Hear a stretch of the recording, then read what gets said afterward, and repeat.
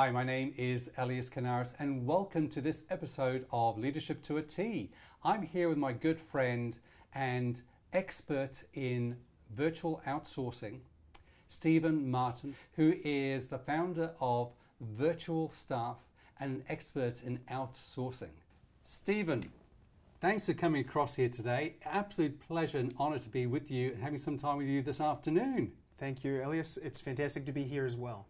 Look, I've only had a short opportunity to get to know you, but I tell you what, in that short time, you have really, really impressed me.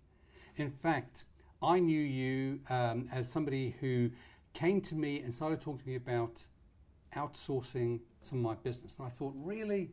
Outsourcing?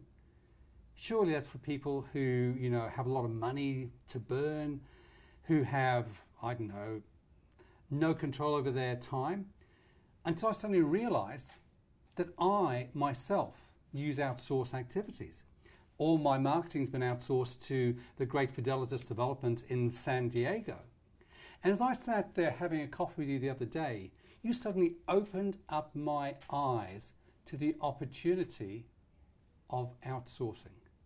So tell me a little bit about what the outsourcing market is, and maybe some of the myths that people have about what outsourcing really contains. Well, thank you, Elias. I completely agree. It is amazing how many businesses are already outsourcing, but they might not even realize they're outsourcing. It doesn't matter. For example, when you use a florist, you're outsourcing the ability to get some new flowers sent to somebody else. That is technically outsourcing because you're not doing it in-house. When we're talking about outsourcing, we're talking more about business processes that you don't want to do in your business, but should be moved externally. And a book that you actually put me onto, which I thought had a fantastic name, was around being called, it was Flat Free. What was it? Flat Free. Fast, flat, and free. The 3 Fs. Yeah. Yes. So it's true. The world has never been flatter. The amount of people that are working together as a team to build things that are better than ever. It's wonderful, and it's changing the world. In fact, let me just explore that a bit further. Fast, Flat and Free, which was a great book written by a great mentor of mine, Gihan Pereira, talked about the fact that this world is becoming a lot flatter. We have access to people through the interweb. Through the internet, we have access to people. And we're seeing that the work that we're doing is going to other areas where you can get access to people a lot quicker for a lot lower than you pay locally to the same level of quality. Now, as I thought about that, what Gihan Pereira talks about is focus on your niche. What is it that you do? So I'm an executive coach. I'm a professional speaker and a trainer. So my area of expertise is very much speaking on stage or training an organization or coaching an executive. Yet how often, as we sat there having a coffee, did you mention tasks and topics and business processes that just take up my day? Now, if somebody was to meet you for the first time, what sort of conversation would you have to explore with them the areas where you can add value to their business? That's a great question, Elias. And it is literally something that people are begging for because they don't realize how much admin they are doing. Some of the questions I do ask are around getting them to get a piece of paper in front of them and work with that piece of paper for the next 2 to 3 days and pick up the individual pieces that they know they shouldn't be doing. How many things in your business are you doing that you shouldn't be doing, that you're not being paid right for? When we speak on stage, myself, yourself, and others, we charge hundreds of dollars an hour. And for me to do a task that I can have outsourced for $7 an hour, does that seem like smart business sense? And some of the things beyond that, not just the things you're doing that you shouldn't, it's what are the things you should be doing but you don't have time for. Absolutely. I love that because when I first came to New Zealand, I remember talking to my wife, Kay, and we were sitting there talking about the garden. And she said, why don't you go and mow the lawn? I said, really? Mow the lawn? No way. I mean, I have to buy a lawn mower. That's going to cost me a couple of $100. I'd have to spend my Saturdays, my Sundays doing that and then throwing away all the clippings. And as you point out, as a speaker, we can be commanding quite large fees. As an executive coach, I'm certainly not cheap. Value, I hope, but not cheap. But then I thought about outsourcing my gardening. You know, it's a task that needs to be done, but somebody who's got the equipment, who has the knowledge, is much better placed than me.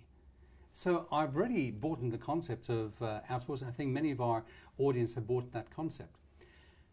But sometimes I think we have heard these horror stories of people going to, for example, the Philippines and wasting a lot of money or getting burnt. What is it that you've learned that helps people coming through virtual staff to make sure that they are protected when they go and outsource through you? That is a great question. And so many people have been burnt. They also struggle to see value propositions around having people. The fear of staff in their own country. You know, I know New Zealand, and I know your videos go internationally. But in New Zealand, we have a very similar issue, is that the amount of compliance, the amount of regulation has put a lot of people off outsourcing and put a lot of people off staff altogether. What we do and what we make sure people understand is that outsourcing is just like hiring a staff member without all the red tape. You know, you're still getting somebody who cares about your business, and when done right, is going to be with you for a long time. You know, through virtual staff, our personal care is around finding people that are going to absolutely love your business as much as you do. You know, we find that the country we do outsource most to is the Philippines. We find them one of the most loyal group of people to work for an employer. We find people absolutely have degrees, great knowledge of English. You know, the third largest English-speaking country in the world. Really? Which is just huge. When you really think about it, that's amazing. 100 million people. And one of the things I've always said to people when they are hiring externally is to really find somebody whose personality matches. Don't go over your head and think that because you're outsourcing, the rules change.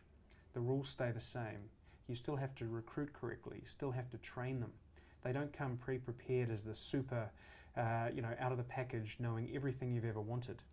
Even if they do know something that they do understand a product or a tool you're using, they don't know how you use it. Yes. They don't understand the way you are using it in your day-to-day business. So they have to take time and learn. So those processes are priceless. And one of the little thing I've noticed recently, I had a meeting this morning, and I think this could be very valuable, is one of the people I was sitting down with, he knew how much money he was losing in his business because he wasn't getting to things. I asked him and said, how many people are in your database? And he said, 2,000 people. And I said, when was the last time you sent a newsletter out? And he went, probably 9 months ago. And I go, did you ever make any money when you sent a newsletter out? And he said yes. So he knew he was losing money because he wasn't doing something he could have outsourced. You know, this guy sold $20,000 to $40,000 packages. You know, it's pretty amazing stuff. One sale would have paid for a full year of his virtual assistant. Wow. And he still hadn't done anything. And so it was sometimes it's their value proposition as well when outsourcing. That could be very valuable too. Now, something you said to me again the other day, and I'm going to get you to explain this to our audience, that resonated so strongly with me. I've often asked the question, if you are to make more money, what would you say? How would you make more money? And people have said to me, oh no, I'd increase my fees, I'd have more customers, I'd work harder, work longer, whatever the case may be. But I believe that for you to get more, you have to give more. And I have a vision in my business to positively impact 1 million households around the world. Now, you said something about what you offer to your employees, your virtual staff that are working out in the Philippines. And explain again to us and to our audience what it is that you have as your vision for those staff members. Fantastic. And I guess, you know, it is exactly as you've mentioned. It's around, it is around leadership. This is the thing. Using outsourcing, it's around leadership. It's exactly what you talk about, is that to do well through outsourcing, you have to be a leader. If you're not a leader, you will struggle. So this is something you must grow. But touching on what I'm trying to do myself and where I'm trying to help, is my belief is that I can serve two sets of people. One of those sets is the Filipinos. If I can find somebody a job, not only am I giving them a way of supporting their family, which could be a wife, 2 kids, husband and 2 kids, but it's not only that, it's giving them time with their families. All of our staff work from home. They don't have to travel into a job which could be a 4-hour commute each day. which when I heard that, I was shocked. And then someone said, "Oh, it could be 6 hours." We're doing well, which is crazy when you think about it. So not only are we supporting a family, we're helping them stay with their family, which is just, to me, that's vital. The second thing I'm doing is I'm finding people around the world a way that they can spend more time with their family or spend more time on their business. Yeah. We don't make money being in our business. We make money working on our business. I'm a great believer, the less I do, the more money I make. So it's, I know it's a strange, turn of phrase, but if you can get that right, not only are you going to look after your family, but you're going to do better in business, so I can help two sides of the coin. That's fantastic. You mentioned earlier on about one of your clients you were talking to before who recognized that he's losing money, because quite often we will, find ourselves, especially here at eliascanaris.com, we work with organizations that have plateaued in terms of their revenues or their profitability starting to decline. And often when we analyze that, we say that yes, they are missing out on the basics because they're too busy working in their business to work on the business and see how it can grow. They don't outsource the right components. We try to encourage people to move from a commodity supplier where they're based on price to become a trusted advisor where they're adding value. Now, if you were to look at our audience today and offer them 3 good reasons why they should be thinking of using virtual staff, what are the 3 areas they should be considering? Great question. The 3 things to be thinking about: one is look at the value, not the time. A lot of people get scared off by thinking, oh, I'm going to have a full-time outsourced staff member. How do I fill 40 hours a day? And that scares a lot of people. But what they need to be thinking of is in terms of value. So for example, if it was $1,300 New Zealand a month, how long would it take you to regenerate that same income? But versus how much time would that person save you doing the things you shouldn't be? I'll give you a great example. We had a real estate agent talk to us recently, and we worked out that if this guy could save just 2 to 3 hours a day having their virtual staff member, that he could easily sell another 2 to 4 properties a month. Now, it would only take 1 property to pay for his virtual assistant. So that's a great profit. He's also not having to do the things he shouldn't be doing. And his wife was really happy because the virtual assistant could answer his phone calls at night when he's out at dinner or with his family.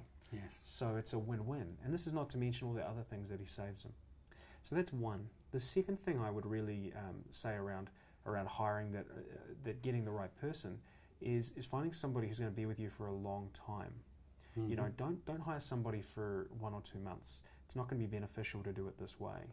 You want somebody who's going to understand your business and become another arm. I think of it like that, another arm. If you had another arm, a few more hours in a day, what would you do? And it's amazing the amount of things that we're not doing that really are valuable because we just don't have time. Yes. We use a great tool. Now, you may have heard of this. I'm not sure if I'm allowed to use brand names, but Voxer.com, VOXER.com, little app for your phone. And what I use this for is it sits on my phone, it sits on all of the virtual staff's phones, and they're able to instantly connect with you when you're on the run. Yes. So if you have a great idea, you can instantly get it transcribed, send an email, get an action taken. That is straight away. Fantastic. So before I just summarize on our short interview here, I wish I had a bit more time with you. Oh, no worries. If people want to get hold of you, Stephen, what's the best way to get hold of you? The best way to get in touch is through either send us an email, we're very friendly, team@virtualstaff.co.nz, or visit our website, virtualstaff.co.nz. You can also download a fantastic book at virtualstaff.co.nz/book. And that book talks about 101 things that a virtual assistant could do for you. Awesome. Well, thank you for that. Well, folks, as we conclude this session today, I want you to think about these 3 points and ask yourself, how can I consider that within my business today to take me from commodity supplier through to trusted advisor? Have a great week.